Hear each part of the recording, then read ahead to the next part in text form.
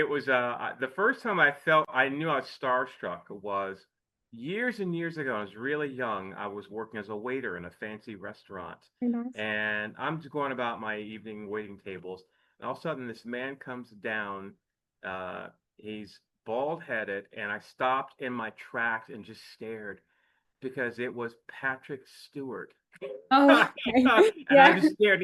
He was just this, he commands his presence, and I just frozen, like, oh my God, that is Captain Picard.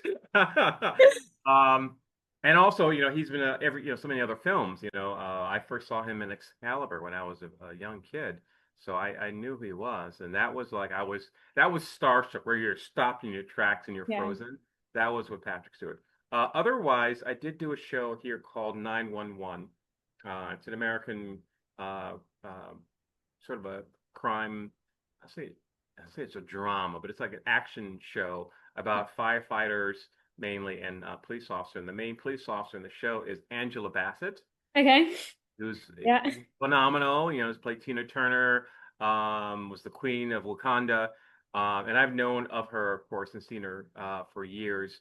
And I got to my first day on set with the show was working with her. And so I Yeah. was starstruck because my scene with her was me being very stern to her.